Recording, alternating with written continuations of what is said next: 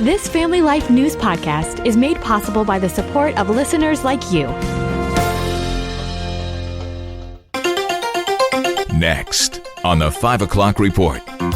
It's going to be a very difficult March and April. Not to say that you can't travel, but you must have some tips. How many of your friends are actively talking with people that they don't know online? And she's like, oh, at least 90%. It doesn't surprise me that Larry and Johnny's out talking about assassinating the President of the United States. Now, let's go to the newsroom. Good afternoon and welcome to the broadcast. I'm Family Life News anchor Sarah Harnish.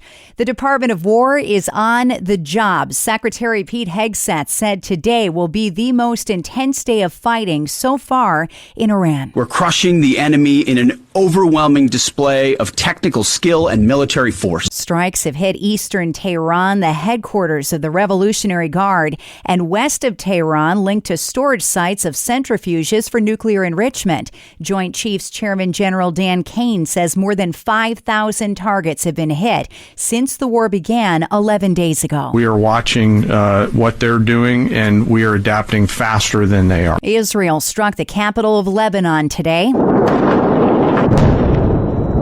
They said it was a targeted strike on the terror group Hezbollah. A top Iranian official threatened President Trump's life today. Ali Laranjani warned Trump, be careful not to get eliminated yourself. Former CIA Director Mike Pompeo. Yeah, we've been tracking Laranjani for years. It doesn't surprise me that Laranjani's out talking about assassinating the President of the United States. It's pure bluster. It's designed to demonstrate his power inside what's left of the regime. Pompeo says it says a lot when you can't make a statement like that in broad daylight. I'll bet Laranjani didn't type those messages out himself. I'll bet when he does a video, he does it deep underground. And this makes communication and organization very difficult for a regime that is now threatening not only to close a strait, but to take on an American president. Authorities in Canada are on the hunt for two men suspected of shooting at the U.S. Embassy in Toronto this morning. Police say they were caught on camera. Two individuals emerged from the vehicle, discharged at what appears to be a handgun at the front of the building, and then got back into their vehicle and drove southbound. No one was hurt. Voters in Georgia are casting ballots today in a special election to fill the congressional seat vacated by Republican Marjorie Taylor Greene. 12 Republicans, 3 Democrats, a Libertarian, and an Independent are all in this race. President Trump threw his support behind District Attorney Clay Fuller. It's a packed ballot. Greene resigned after a rift with the president. Senator Rand Paul says he hopes the confirmation hearing for Senator Mark Wayne Mullen, the man tapped to replace Homeland Security Secretary Kristi Noem, will be held as early as next week. If he's picked for the job, Oklahoma will lose a senator. Oklahoma Governor Kevin Stitt says he can't think of a better reason to hold a special election. We're excited for Senator Mullen and now Secretary Mullen. Really pumped about him getting that promotion, working with President Trump, and we'll find a great Oklahoman, I know, to sit in that seat. Confirmation hearings could start next Wednesday.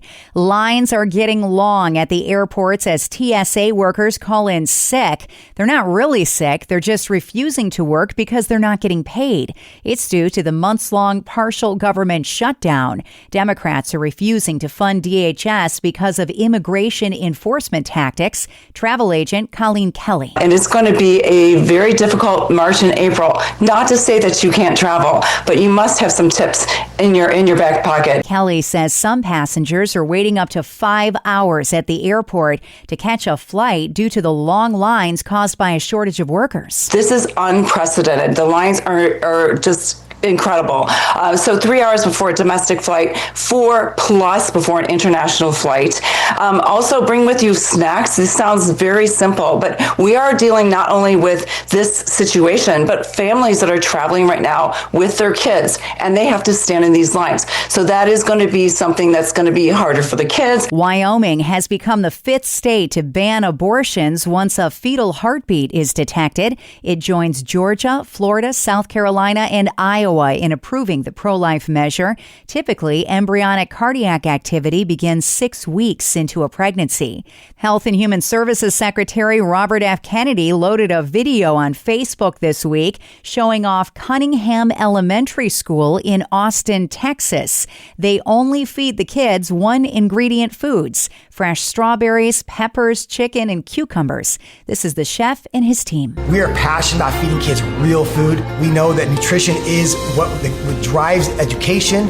It fuels kids to grow up strong and tall, and we want to make sure these kids have the right menu, the right meals set to set them for success. Kids are the best customers that you can have as a chef. Their taste buds are still being formed, so it's an opportunity to offer them things they've never seen, textures they've never had, flavors they've never had. That's a school system. Kennedy's working with hospitals, too. He says 53 medical schools have announced commitments to strengthen nutrition training for doctors and nurses as they're working on their degrees. That program starts nationwide this fall. Still to come on the 5 o'clock report, Pennsylvania's first anti-human trafficking caucus, DIY machine guns in New York, and the sound you don't want to hear taking a tight corner with a train. That story out of Pennsylvania after weather. I'm Kevin Williams, and here is your Family Life regional weather forecast for tonight. Ending up mostly cloudy. Be a couple of showers around. Low temperatures 40s to low 50s for most. Tomorrow, cloudy, breezy, occasional rain, risk of a heavy thunderstorm, and temperatures which will peak easily into the 60s, low 70s in spots. Then much colder, bit blustery Thursday. Morning flurries. Clouds break for some sunshine. High temperatures on Thursday in the 30s and lower 40s. Thank you, Kevin. Checking the stories making news where you live across New York and Pennsylvania.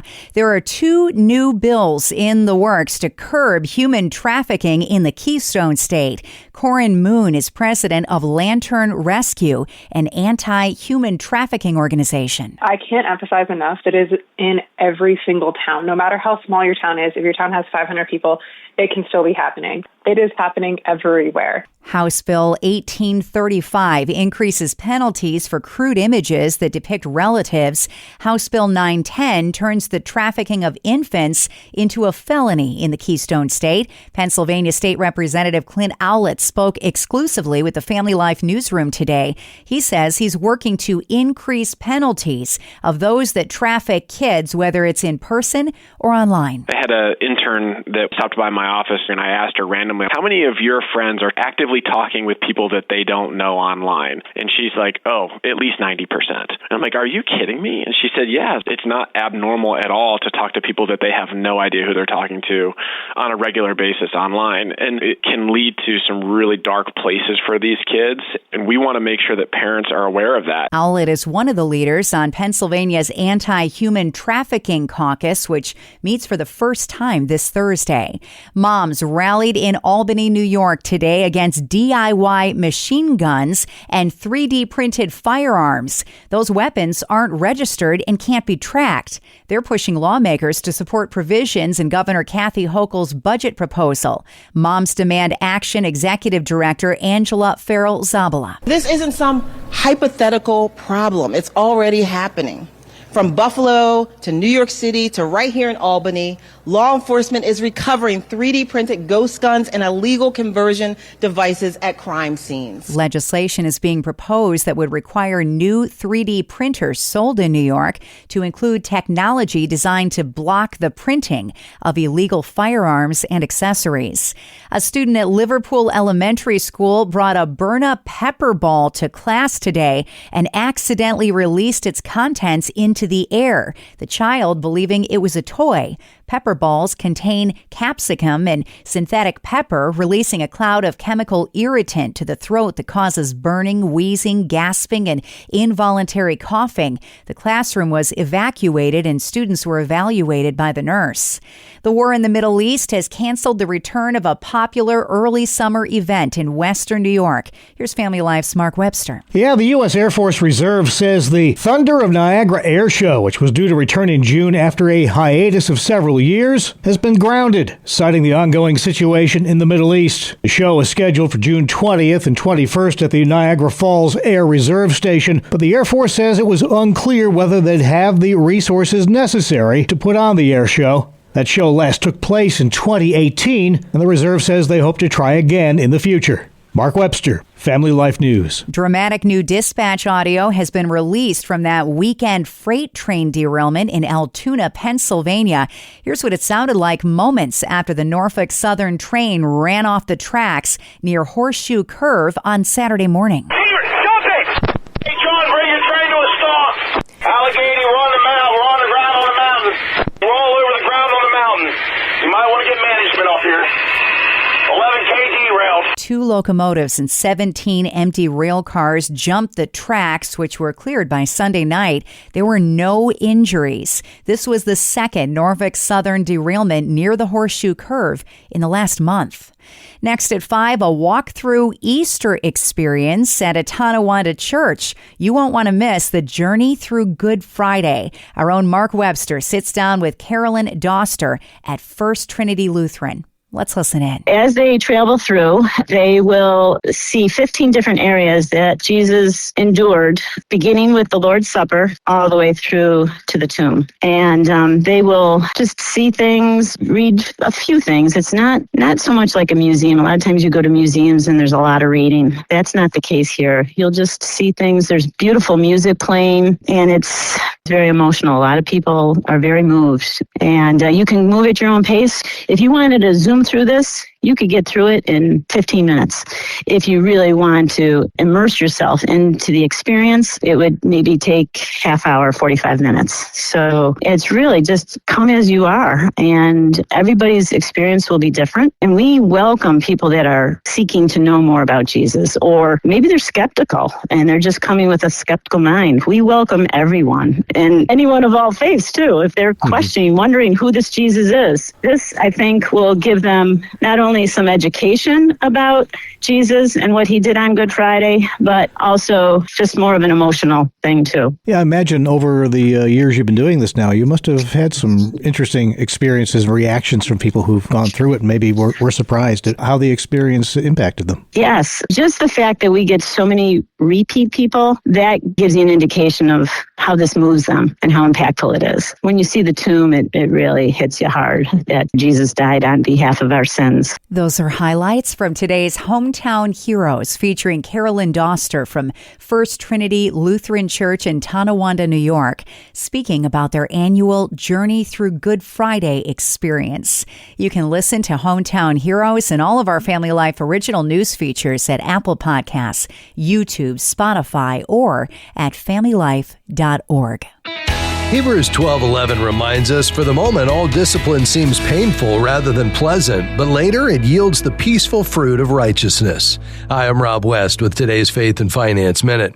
We're usually eager to receive God's blessings, but we're often slower to recognize His discipline as an expression of His kindness.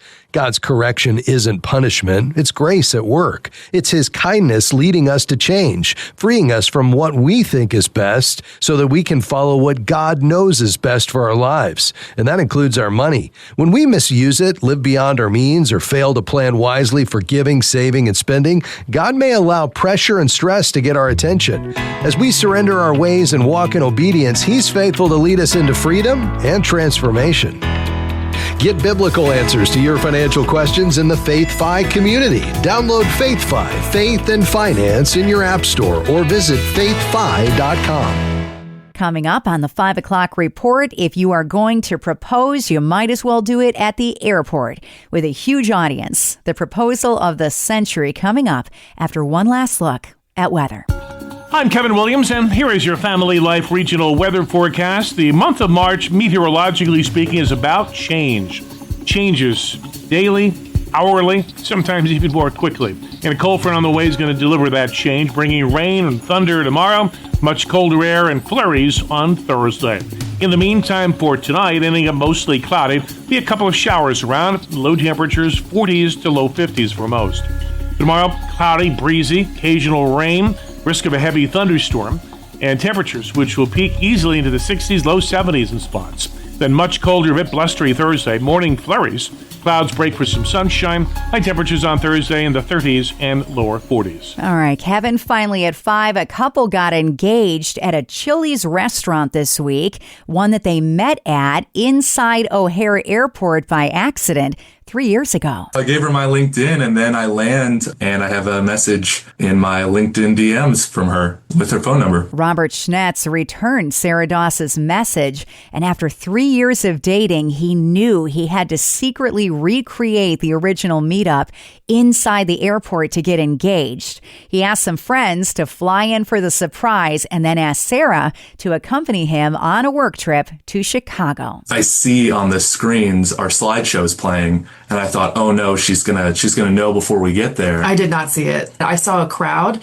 and I heard live music, and I said, oh, that's so special. Live music. It's a big airport. Of course there is. There must be some event happening. Yeah, the event was her own engagement. By the time they got to Chili's, everyone was in on it. The Chili's staff, airport workers, his few friends, and random passengers. Lots of them.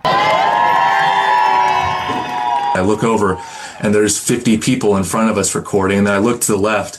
Everybody in Chili's has their phones out. The love story heard round the airport. And that's the world that we live in for Tuesday, the 10th of March. I'm Sarah Harnish, and this is the 5 o'clock report on Family Life. Thank you for listening to this Family Life News podcast. If you've been encouraged by what you've heard, please share it with others and click the subscribe button to automatically receive future episodes. Family Life is a listener-supported ministry. Podcasts like this are made possible by your financial partnership. Find out more at familylife.org.